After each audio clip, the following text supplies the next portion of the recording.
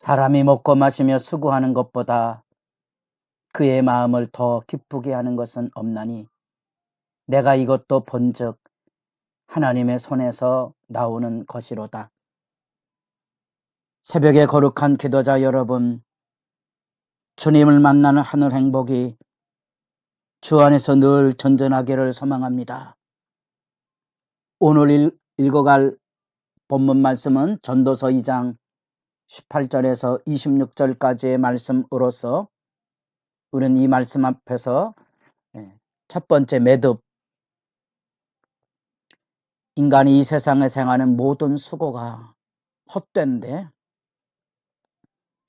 첫 번째 1장 12절부터 시작이 되고는 온갖 지혜와 지식의 몸부림에 다 헛된 것,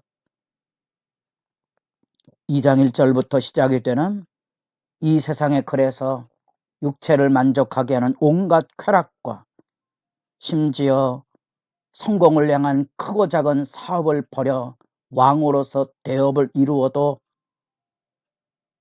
그것도 헛될 뿐이라. 이제 선악을 알고 하나님 앞에 바르게 사는 삶의 문제 앞에도 인간이 죽음에 맞닥뜨리니 선한 자나 악인이나 일반이 아닌가 하는 우리 인생살이에 대한 성찰을 우리에 들려내주고 있습니다. 그 안에서 바람 잡는 것 같은 헛됨과 그 안에 담겨져 있는 수많은 인생살이의 모순과 갈등이 함께 담겨져 있다는 겁니다. 선한 일을 열심히 한다고 안달하며 염려하며 바른 열심을 가지고 사는 사람들일수록 여러분 생각보다 교회에서 갈등을 많이 일으키는 섬뜩한 현실을 보고 느낀 적이 있습니까? 부부가 서로 사랑함으로써 오히려 사랑이라는 건강한 관계가 아닌 집착과 지배 욕구로 인하여 관계가 망가져서 결국은 상처받은 영혼으로 헤어지는 경우들을 아프게 지켜본 적이 있습니까? 나라를 위한다고 일한다는 수많은 정치가들이 결국은 말아먹는 일에 가담하고 자책도 회개도 없는 강팍한 얼굴을 본 적이 있으십니까? 그게 세상살이 아닙니까? 전도서는 그렇게 이 첫 번째 단락에서 인간이 행하고 있는 인간의 모든 수고에 헛된 몸짓을 일깨워 줌으로써 허물을 조장하는 게 아닙니다. 허물을 넘어서게 하는 거지요. 절망을 말하고자 하는 게 아닙니다. 절망은 넘어가는 법을 가르쳐주고 있는 겁니다. 그런 점에서 우리 2장 17절 끝구절에 이러므로 내가 사는 것을 미워하노니, 사는 것을 미워한다는 말은 악인의 말이잖아요. 의인에겐 생명이 있지 않습니까? 죽음의 의미도 여기 지금 다시 되짚어보고 있는 겁니다. 우리가 수요일마다 이병철 회장이 남긴 신부에게 묻는 세상에 대한 질문,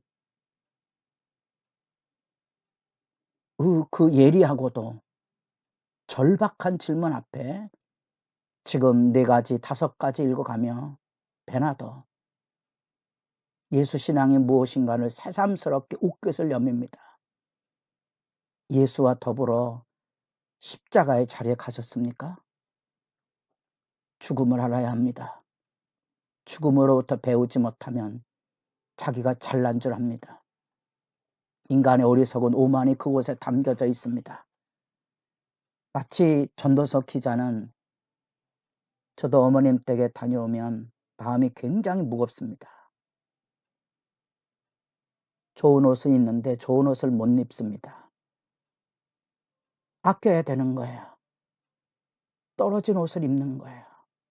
물론 몸에 익숙한 옷을 입는 게 편하기 때문에 그럴 수밖에 없는 노화 현상이기도 하지만 안타까운 것은 그렇게 아껴서 이제 뭐 하시려고?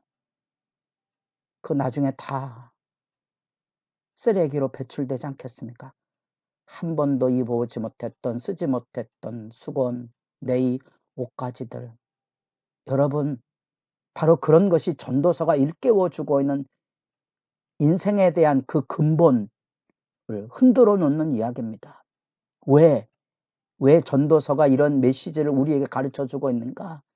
이 세상에 너무 집착하고 안달하고 염려하며 살아가느라고 정작 오늘의 삶의 진실, 그래서 이 단락 매듭이 있을 때마다 전도서 기자가 일깨우는 것, 하나님 앞에서 하늘 아래 제 아무리 애를 태우며 수고해 본들 돌아올 것이 무엇이겠느냐, 이런 절규를 통하여 일깨우는 첫 번째 매듭이 그것입니다. 수고한 보람으로 먹고 마시며 즐기는 일만큼 사람에게 좋은 일은 없다. 이게 이제 6단락, 7단락의 매듭입니다. 이 매듭의 마지막이 일의 결국을 다 들었냐? 그럼 이제 어찌할 거냐? 하나님 앞에 허리를 동이고 서라는 거죠. 그 말씀 앞에 서라. 정말의 심판이 있을 거다. 뜬금없는 얘기처럼 들려지십니까? 다시 말하면 모든 것이 헛되고 모순되고 갈등이 있는 현실이기 때문에 무의미한 게 아니고 무가치한 게 아니고 진실한 가치를 지켜나가자는 거죠. 그래서 무분별한 쾌락이나 방종에 대한 얘기가 아니고 현대 철학의 마지막을 실존주의 철학자 사르트르에게서 찾습니다. 결론이 뭡니까? 세상을 조롱하며 사는 거 아닙니까? 여기 전도서 기자가 말하는 게 그거 아닙니까? 18절, 내가 해 아래서 내가 모든 수고를 뭐 했다고요? 미워했다고요? 무슨 말뜻인지를 생각해 본 적이 있습니까? 사는 게 싫어진 거죠.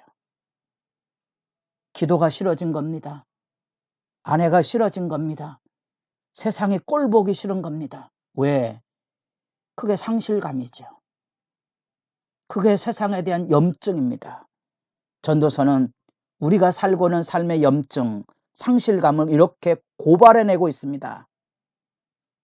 죽음 앞에 모든 사람이 동일하다면 내가 주님의 일 열심히 했다고 해서 고개 들고 오만의 자리에 떨어질 것입니까? 허무한 몸짓이지요. 여러분, 자녀로 인하여 상심하고 아파하며 그곳으로 헤매고 있지 않습니까? 집착하지 마십시오. 자녀는 자녀의 인생의 길을 걸어갈 겁니다. 내가 부모로서 해줄 수 있는 것은 기도하고 하나님에 대한 기억을 심어주는 일입니다. 왜? 도와줄 수 없는 수많은 인생의 시련과 아픔을 내 자녀가 겪어야 되는데 하나님을 만나 나처럼 이 믿음을 지킬 수 있어야 되거든요. 행복한 시각으로 인생을 바라보고 세상을 바라보며 살고 있습니까? 이 죽음과 내가 이룬 큰 일, 왕으로서의 국제 정세에 위상을 높였던 대업조차도 사실은 허망한 거죠. 그 얼토당토한 이런 삶의 이야기를 지금 전도서는 끄집어내고 있습니다. 왜? 사람들은 그것 때문에 미움과 절망의 자리에 떨어지기 때문에 그렇습니다. 세상에 대한 혐오감이죠. 상실감입니다. 그 덫을 지금 실체화해서 얘기해 주고 있는 겁니다. 그렇다면 대안이 뭐겠습니까? 일상 안에 하나님이 주신 삶의 작은 선물들, 내가 열심히 땀 흘려서 먹고 마시는 즐거움들을 누릴 줄 아는 삶이 소중하다는 겁니다. 사실은 이것이 우리 인생의 시련에 있어서 그릇되이 나가지 않은 성숙을 향하여 가는 소중한 지혜입니다. 마치 펄펄 끓는데 가끔씩 김을 빼줘야 그 김이 빠지면서 뜸이 들지 않습니까? 성숙이라는 게 그런 겁니다. 삶의 즐거움들을 누릴 줄 모르는 각박한 현실에 매달려 살지 말기를 소망하고 있는 겁니다. 그런 점에서 이 부분은 하나님 앞에서 인생의 의미를 찾아보는 몸부림이고 그 적나라한 이야기를 하고 있는 겁니다. 빨리 달린다고 인생은 1등하는 게 아닙니다. 성공했다고 모든 것을 누릴 수 있는 게 아닙니다. 성공으로 인하여 가정을 잃어버릴 수도 있습니다. 너무 바삐 일하느라고 가족들하고 돌아앉아 도란도란 이야기하는 하늘의 행복을 잃어버리는 것이 인간이 가지고 있는 어리석은 길입니다. 한쪽으로는 유익이 있지만 한쪽으로는 그만큼 공허함이 들어옵니다. 그래서 고생과 안달의 자리에 떨어지지 않고 상실과 냉소의 자리에 떨어지지 않기를 일깨워주며 하나님이 주신 작은 즐거움들을 기뻐하고 즐거워하며 살게 하는 것입니다.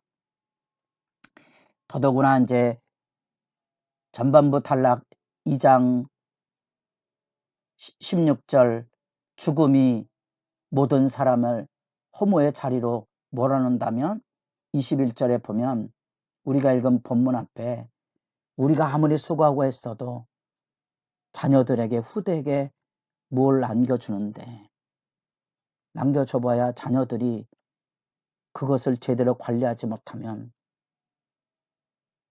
여러분 그것처럼 허무하고 모순된 일은 어디 있겠습니까?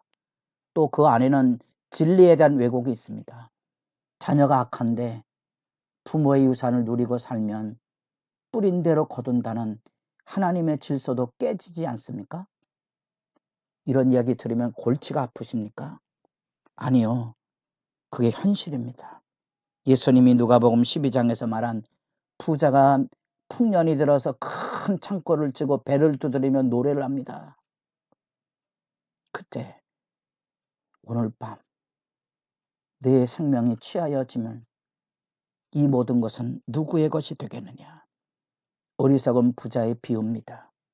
하나님이 주신 삶의 선물을 여러분 우리에게 주어진 삶을 은총으로 받아 누릴 뿐 아니라 여러분 자기를 잘 안아주고 싸매어 가십시오. 작은 일의 즐거움들을 만들어내는 어린이와 같은 천국의 지혜가 그곳에 있습니다. 기도가 깊어져 가기를 바랍니다.